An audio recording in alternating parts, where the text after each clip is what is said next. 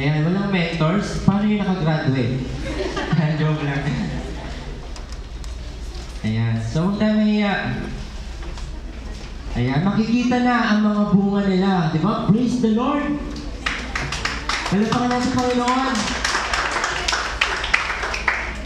Ayan, tingnan natin yung kanilang mga bunga.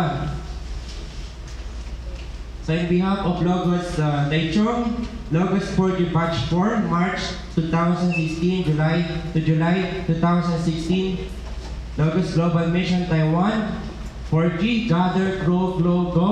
Sabi po ng 1 John 5:13, I write these things to you who believe in the name of the Son of God, so that you may know that you have eternal life.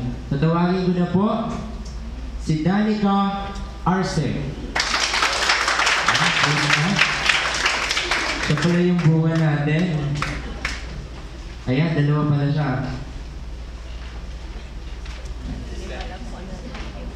And then, next one is Daisy Devera.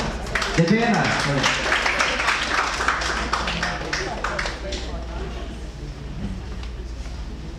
Sheila Estrella.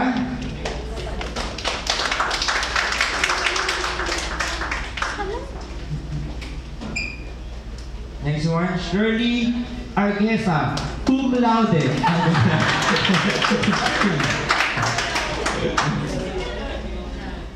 Janong seryoso, Divine Grace Dominguez. Ayan. Wala po si Sister Divine Grace.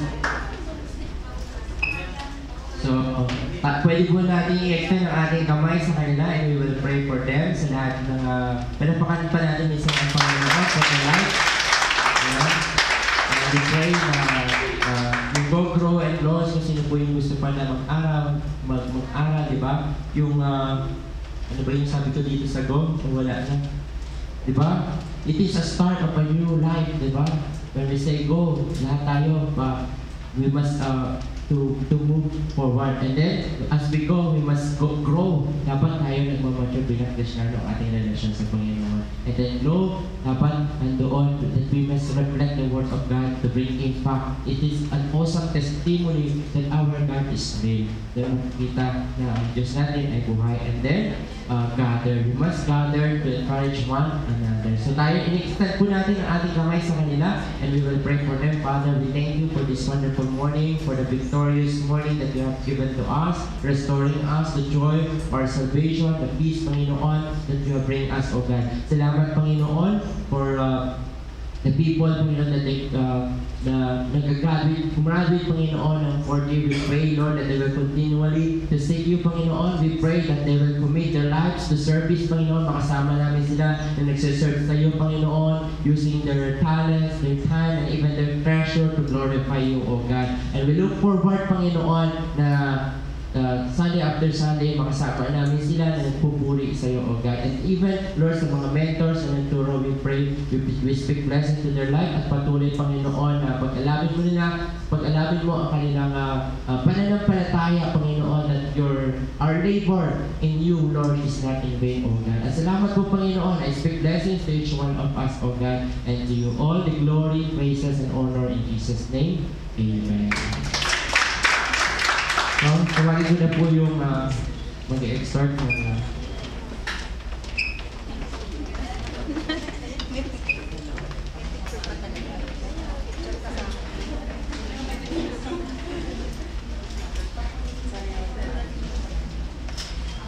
So, magandang umaga pong muli sa bawat isa. So, good morning po. And, na-miss niyo po ba yung mga gesture po ni Brother Haji? Pag-ganun niya. Kasi po, na-miss po natin yun. Praise God po. Kasi po, nagkasakit po siya. And then, sa biyaya po ng Lord, ayun, nakapag-share na naman po siya ng salita po ng Lord sa bawat isa sa atin. Alam niyo po, nung bago po pala yun, gusto ko na pong samantalahin yung pagkakataon na to kasi po I still have 2 Sundays more. One Sunday more to go na lang po pala. Pagkatapos po nito. So last next Sunday po, it will be my last Sunday na po na yun, magkakasama-sama po tayo dito po sa church. Pero huwag po kayong maglala. Di po ba? Kasi hindi ko po alam yung plano ng Lord kung pababalikin pa po niya ako or magstay na lang po sa family ko sa Pilipinas. So, nawa po, kahit po hindi po tayo magkita-kita ulit dito, so somewhere out there, no? Magkikita pa rin po tayo. Malay niyo po, di ba? Sa heaven na po tayo magkikita. Praise God po. Amen po ba? Parang umiibig si sister. So, yun po. Salamat po sa buhay ng bawat isa. Alam niyo po ba, nung bago po itong, dumating po itong Sunday na to, sabi ko po sa Lord, ano po kaya Lord yung isi-share ko? Kasi po, ito na po yung last na pagtayo ko sa offering, sa offeratory, no? So, ang isinig po sa akin through the Holy Spirit po is yung personal testimony ko po. So, bago ko po ituloy yung personal testimony ko, naalala ko lang po yung kanina, yung about sa pagtatanim. Kasi po, sino po yung nakakaalala nung during our elementary, way back, ang tagal na, no? Yung mga garden, sino po naka-experience nyo? Yung mga gardening, di ba meron yung pinagtatanim tayo ng munggo, yun sa mga lata-lata pa yata yun, no? Alam niyo po ba na ano, togi na lang po, hindi ko pa nabuhay. Munggo na lang, hindi ko pa nabuhay. Di ba? Kasi dapat daw yun, hindi daw nalulunod ba? Or nalulunod sa tubig. Dapat hindi daw po yun nalulunod ng tubig. Eh, ang ginagawa ko po, ay, natatawa si Brother Hardy. Kagustuhan ko po siya na lumaki agad, na tumubo agad, nilunod ko sa tubig. Kaya po namatay. And then sabi po sa akin ng lola ko, sabi, ano hindi ganyan magpatubo ng ganyan? Sabi nga, dapat unti-untiin lang daw po yung tubig. So, sa madaling salita po, hindi po ako nakakabuhay ng halaman. Yun. Kasi sabi ko nga, natanim sa isip ko po noon na, ano ba yung togi lang, hindi ko pa nabuhay. Kasi diba, ano lang yun eh, maliit na seed lang yun. So, meron po palang greater purpose po ang Lord, no, sa buhay po natin. Kasi minsan, meron po tayong mga disappointment sa buhay po natin. Ako po, isa po yun sa parang disappointment sa akin. Kasi hindi po talaga ako nakakabuhay ng halaman. Meron po kasabihan sila na kapag daw po mainit yung kamay sa paghahalaman, hindi daw po ito basta-basta napapatubo, hindi basta-basta lumalago. And then, yung personal testimony ko naman po na sinasabi, during my college days naman po yun. So, alam niyo po ba, every time po na magbe-break po kami, every time, during our lunch break, our lunch time, yung mga ka-classmate ko po na yung may mga kakayanan sa buhay, no, yung may mga kaya, yung mga can afford po ba na kumain sa mga fast food. Yan. Sabi po noon ng nanay at tatay ko, wag daw po ako makikipagsabayan sa kanila. Doon sa mga klase ko na mga mayayaman. Yan. So, ibig sabihin nila siguro, sasabay lang ako dun sa mga ka-level ko. Yung mga ka-level namin na yung kung ano lang yung kaya. Di ba? Eh, nung college na po ako yun ha, imagine niyo po, nagpapak-lunch pa ako. Nagbabaon pa po talaga ako, pinagbabaon pa po ako ng mama ko, yung nagpalaki po sa akin. Ewan ko po kung kilala yun ni Sister Telma. So, during lunch po, every time po na magbe-break kami, nagyayaya po sila, nakaputi po kami. No? Kasi po, limit po sa kaalaman nyo, frustrated nurse po ako.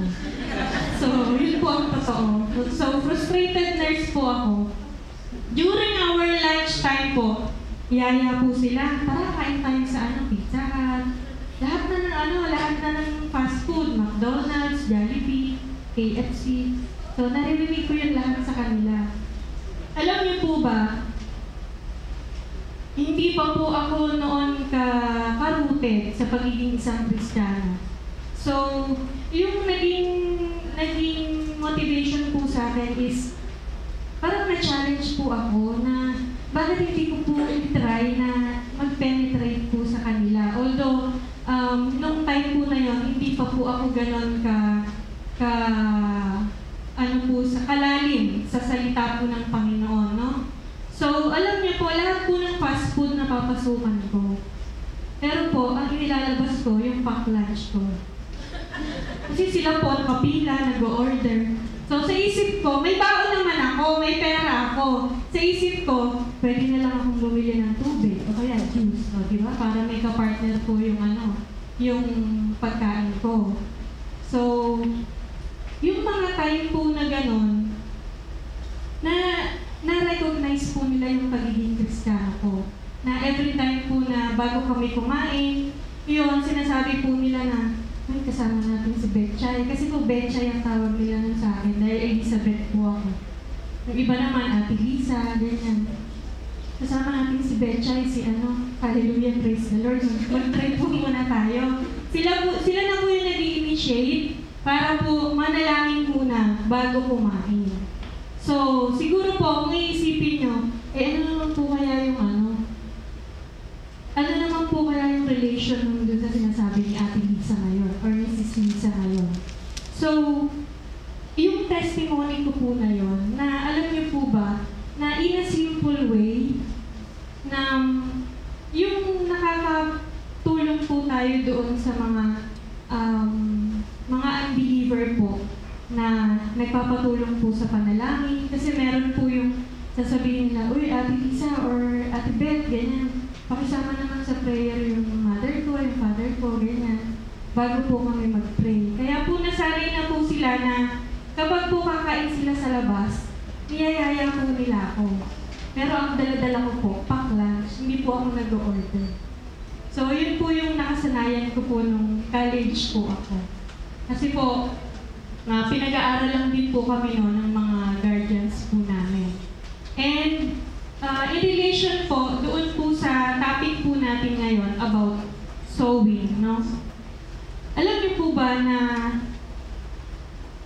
yung age ko po ngayon, sa edad ko po ngayon, nung nagpa-browse po ako ng FB or ng ibang mga social media, nakikita ko po yung iba na mga Kristiyano na po sila.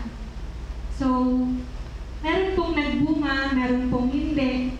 Na during that time, na kapag po nagkaka-sharean kami, yun, meron pong akala nyo yung hindi nakikinig. Yung akala nyo hindi nagre-response. Pero, inside, yung by heart po pala, hindi po natin alam na kumikilos na po ang banal na Espiritu sa buhay po nila, sa buhay ng bawat isa. So, yun po yung kahalagahan po na kahit po hindi tayo ganun rooted sa Word of God, during this time, magpatuloy lang po tayo, no? Sa pagsisik po ng salita niya, di po ba? Sa pagsisilbi po sa Lord. Kasi po, ang Lord po ang magsusustain po ng mga pangangailangan po natin. So, hindi po ako makakarating ngayon sa kinalalagyan ko kung wala rin po yung mga kaklase po na yun. Kasi naging challenge po sila sa buhay ko.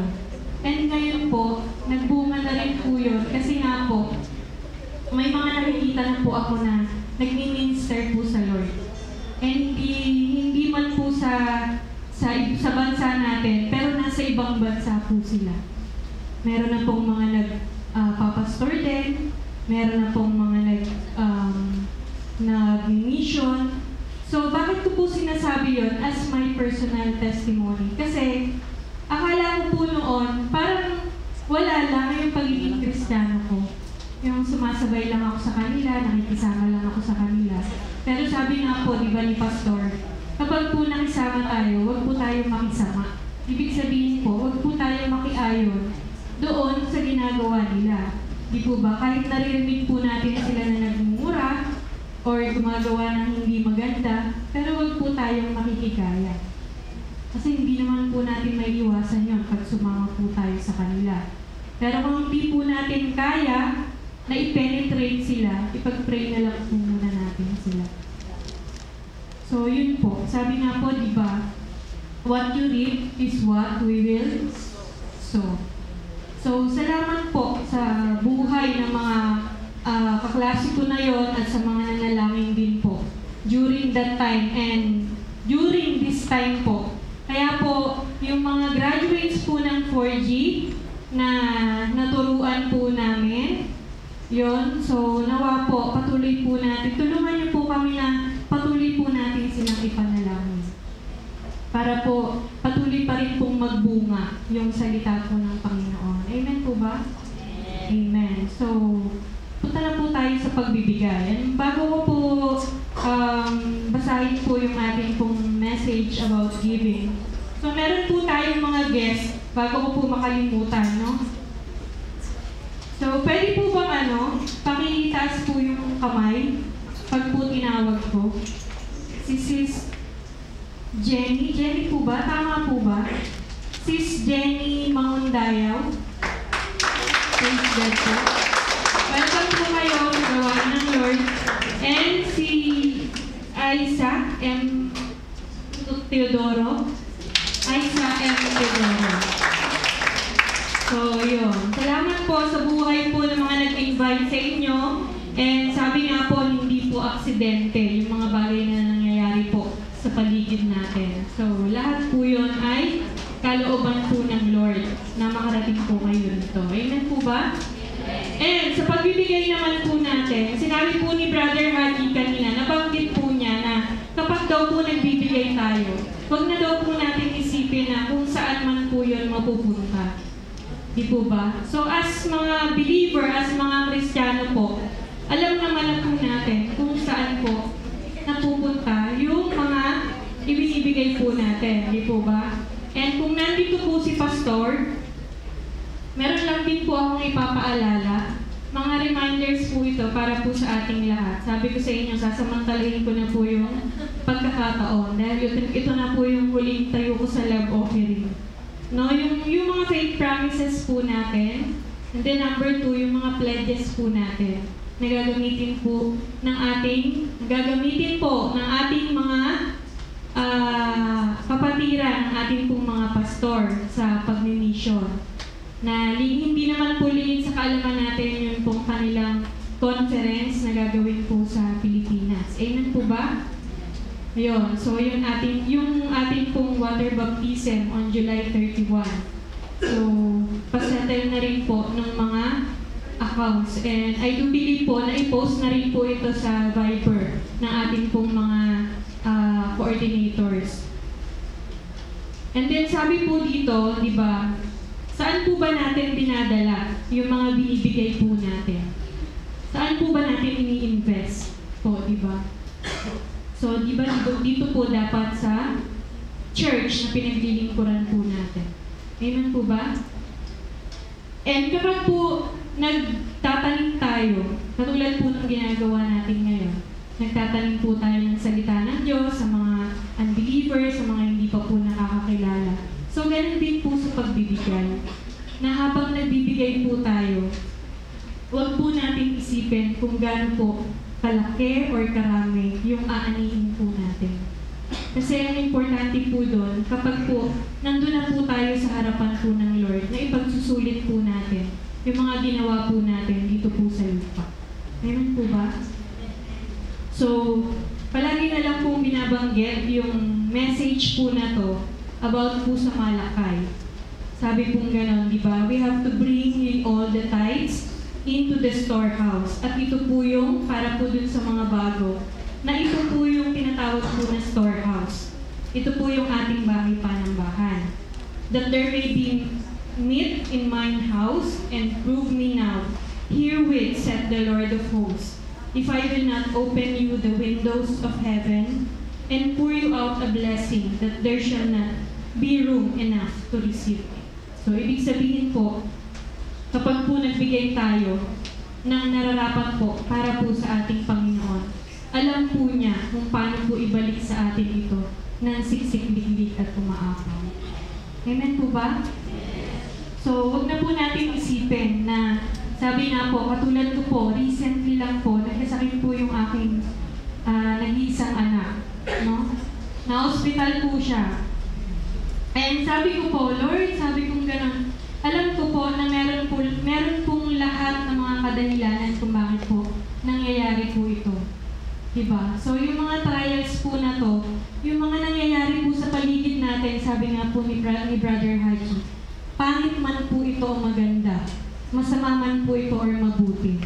No? Ang isipin po natin, yun pong will ng Lord sa buhay po natin. Na patuloy po tayong tumayo, patuloy po tayong magpakatatag sa pananampalataya po natin. Na kahit po nasasaktan po tayo, no? Kahit po yung iba po yung pakiramdam kasi pagka nanay ka na. Alam ko po yung alam niyo po yung malayo po kayo na malapit na nga po akong umuwi, pero nung nalaman ko po na ng hospital siya, parang gusto ko nang umuwi. Kasi diba, iba pa rin po yung alaga ng isang nanay kaysa po doon sa mga nandoon po sa Pilipinas. Amen po ba? So, yun po yung pinapaalala po sa atin ng Lord. And salamat po sa buhay po ng kapatid natin na si Brother Hattie na ginamit po ngayong umaga. So, touching po ba yung yung message? So, para po yun sa lahat na mga nanay at sa lahat po ng mga magiging nanay. So, huwag po natin kalimutan po yung covenant po natin sa Lord. Kahit po nasasaktan po tayo. No, kahit po nalulungkot po tayo. Yun. So, let us trade our sorrow into joy. Amen po ba? Amen. So, ready na po ba yung inyong pong mga kaloob para po sa ating Panginoon? Pwede na po natin ipag-pray. Hallelujah. Salamat po, Panginoon. Tunay nga po na napakabuti mo, O Diyos, sa bawat isa po sa amin. At patuloy, Panginoon, na ang kapangyarihan mo nga lamang po ang siya po inaasahan namin, Panginoon, sa pamamagitan po ng presensya ng inyo pong banal na Santong Espiritu sa bawat isa sa amin, O God. Salamat po sa buhay po ng kapatid po namin na si Brother Haji, na muli niyo pong ibinako po dito po sa lugar ng Taichung, Panginoon, para po magbahagi ng inyong mga salita, O Lord God, at patuloy po na maging inspirasyon po namin, patuloy po na maging daluyan ng pagpapala, O Lord God, ang bawat salita na namumutawi, Panginoon, sa kapatid po namin na ito. At salamat din po sa patuloy na gabay at protection mo sa kanya, Panginoon, sa kanya pong katatapos lamang na operation, and we want to pray for him that you will continue to guide him and protect him, Panginoon, hindi lamang po sa kanyang trabaho, maging sa kanya pong pamilya sa Pilipinas, O Lord God. Salamat po, O Diyos. And Lord, sa mga kaloob po namin, Panginoon, na ipagkakaloob po namin, ibibigay po namin sa umagang ito, Panginoon. Ang dalangin po namin, O Diyos, ay patuloy mo po itong ingatan, O Lord God, at patuloy na turuan mo nga lamang po ang aming puso na maging mas magpakumbaba, O Lord God, at patuloy po na kayo lamang po yung kilalanin namin bilang isang Diyos na amin pong tagapagligtas, Panginoon, sa amin pong mga buhay, O Lord God. Pakaingatan mo nga po ang lahat ng mga pagpapalang ito, Panginoon, ang lahat ng mga ikapuna ito, O Lord God, maging sa mga love offering, Panginoon, maging sa mga humahawak nito, O God, sa finance ministry, at sa lahat ng ministry, Panginoon, na narito, O God. Lord, kayo po ang patuloy na manguna sa bawat isa, Panginoon. Ano man po yung mga plano, ano man po yung mga layunin nyo sa bawat isa, O Lord God, yung kalooban mo nga lamang po ang siyang masunod, O God. Hindi po yung aming pansarili lamang po namin kagustuhan, Panginoon. Muli po, O Diyos, pinagkakatiwala po namin sa inyo ang lahat po ng mga kaloob na ito, O Lord God. Ang mga pagpapalang ito, Panginoon, na patuloy niyo pong